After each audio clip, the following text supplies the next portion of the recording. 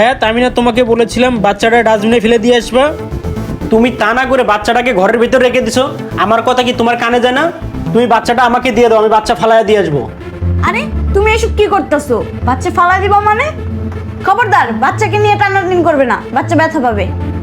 আচ্ছা সোহেল, তুমিই বলো তো আমি কিভাবে মা হয়ে এই বাচ্চাটাকে ডাস্টবিনে ফেলে দিই?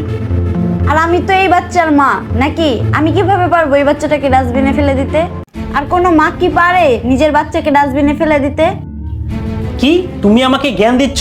আমি জানি এই সন্তানের তুমি মা, আমি বাবা। হ্যাঁ, এই সন্তানটা যদি মেয়ে না হয় ছেলে হতো তাহলে আমি ওর রেখে দিতাম। আর ও তো মেয়ে হয়ে জন্মাইছে, তাই ওকে এই ঘরে রাখা যাবে না। তুমি এই মুহূর্তে ওকে ডাস্টবিনে ফালায় দিয়ে আসো। তুমি এসব কি বলছো? ছেলে আর মেয়ের মধ্যে পার্থক্য কি?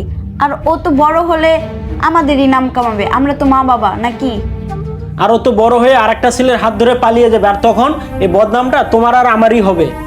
আর আমাদের বংশের একটা বদনাম হবে। এটা কি তুমি চাও? তুমি এক্ষুনি ওকে ডাস্টবিনে ফালায় দিয়ে আসো। আরে তুমি এসব কি বলতেছো?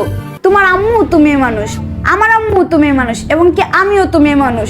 কই, আমরা তো কারো হাত ধরে পালায় যাইনি।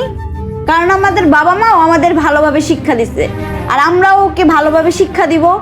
আমরা ওকে লেখাপড়া শেখাবো, উচ্চশিক্ষায় শিক্ষিত করব, তাহলে হয়তো বা ও আর এরকম কাজটা করবে না। দেখো আয়াত, তুমি ওরে যতই শিক্ষা দাও কিংবা উচ্চ শিক্ষায় শিক্ষিত বানাও, ও যুগের সাথে তাল মিলায়া নষ্ট হয়ে যাবে। তখন তুমি কি করবা? ও আমাদের সমাজে মান সম্মান কোনো কিছু রাখবে না। দেখো, তুমি তোমার মান সম্মানের ভয়ে ওকে ডাস্টবিনে ফেলে দিতে বলছো। আল্লাহ কিন্তু তোমাকে কখনোই মাফ করবে না। আর শোনো, যার ঘরে প্রথম কন্যা সন্তান হয় না, তার জন্য আল্লাহর জান্নাতের একটি দরজা খুলে যায়। আর যার ঘরে যত বেশি কন্যা সন্তান হবে, আর তার জন্য জান্নাতের ততগুলো দরজা খুলে যাবে। আর তুমি নিজে একটু ভেবে চিন্তে দেখো। হ্যাঁ, আমি তো তা জানি, কিন্তু ও সমাজে চলাফেরা করতে যদি নষ্ট হয়ে যায় তাহলে আমাদের কি হবে বলো? দেখো, ও আর একটু বড় হলে ওকে ভালো শিক্ষা দিব, আর ওকে পর্দাশীল হওয়া শিখাবো, যাতে ও খারাপ পথে পা না দিতে পারে। সবসময় যাতে ও বড় হয়ে ভালোভাবে চলাফেরা করে। আসলে এটা কি এই জামানায় সম্ভব? আর এখন তো এটা শেষ জামানা। আর তুমি একবার ভেবে দেখো, এই জামানায় মেয়ে মেয়ের সাথে রিলেশন করে, ছেলে মেয়ের সাথে রিলেশন করে, আর তুমি বলতাছো এই জামানায় তারে ভালো কিছু শিখাইবা। কই, আমার তো এগুলো কিছুই মাথায় ধরতাছে না। আর শোনো, ও যখন বড় হবে না, ওর হাতে কোনো ফোন দেব না। ওকে 5 ওয়াক্ত নামাজ পড়াবো, ইসলামের পথে আনার চেষ্টা করব। দেখো, যেহেতু আমার মন মানতাছে না, আর তুমি যেহেতু বলতাছো, কিন্তু আমার একটা শর্ত আছে। এই সন্তানের কারণে যদি আমার সমাজে মান সম্মান চলে যায় এবং ফ্যামিলির কোনো বদনাম হয়, তখন কিন্তু আমার সংসারে তোমাকে আমি রাখবো না। আর শোনো, তুমি কথাটা মনে রেখো, এই সন্তানের কারণে যদি মান সম্মান চলে যায়, তাহলে আমি এই সন্তানকে বিষ খাওয়ায় মাইরা ফেলাবো, যাতে দুনিয়াতে না থাকতে পারে। আর তুমি ভালো করে কথাটা মাথায় ঢুকিয়ে রাখবো, ওর কারণে যাতে আমার কোনো বদনাম না হইতে পারে। দেখো রিয়ার আব্বু, ওর কারণে যাতে আমাদের সমাজে মান সম্মান না নষ্ট হয়, ওকে আমরা ওইভাবেই শিক্ষা দিয়ে রাখবো।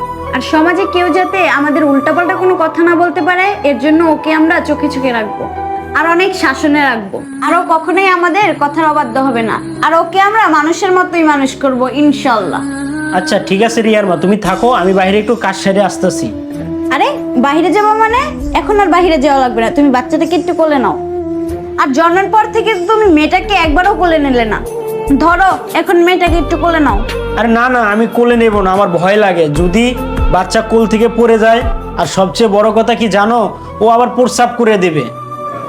কি গো, বাবা হয়েছো, মেয়ে একটু প্রস্রাব করে দিবে এটাই সহ্য করতে পারবে না? আর যখন তোমাকে আব্বু বলে ডাকবে না, তখন এই বাচ্চার প্রতি তোমার অনেক মায়া কাজ। ধরো, এখন মেয়েটাকে একটু কোলে নাও। যখন বাচ্চা তোমাকে আব্বু বলে ডাক দিবে, তখন তোমার আরো বেশি ভালো লাগবে। দেখছো তুমি ওকে কোলে নিয়ে কতটা শান্তি পাইছো। আর তুমি কি বললা? ওকে ডাস্টবিনে ফেলে দিতে। হ্যাঁ, তুমি আমাকে ঠিকই বলছো। আল্লাহ তাআলা আমাদেরকে চাঁদের মতো একটা মেয়ে দিছে, আল্লাহর কাছে হাজার শুকরিয়া। তুমি দেখো, ওকে আমি মানুষের মতো মানুষ করব, খারাপ মানুষের সাথে কখনোই মিশতে দেব না। এই তো এবার বাবার মতো কথা বলছো, এই না হলে মেয়ের বাপ। আচ্ছা, তুমি এখন ওকে নিয়ে একটু থাকো, আমি বাচ্চার কাপড়গুলো ধুয়ে রোদে দিয়ে আসি। আরে তুমি একটু পরে যাও, বাচ্চা তো আবার কান্না করবে। আরে কান্না করবে কেন? তোমার কোলে আছে না, তুমি থাকো, আমি গেলাম। আমাদের সমাজে কিছু ছেলেরা আছে যাদের প্রথম কন্যা সন্তান হলে তারা শুধু কথায় কথায় তাদের স্ত্রীকে খুঁটা দেয় এবং ঝগড়াঝাটি করে। আসলে এটা আমাদের ভুল ধারণা। সন্তান ছেলে হোক কিংবা মেয়ে হোক, এটা হলো আল্লাহর দান, আর এই দানকে আমরা খুশি মনে কবুল করে আগলে রাখার চেষ্টা করব।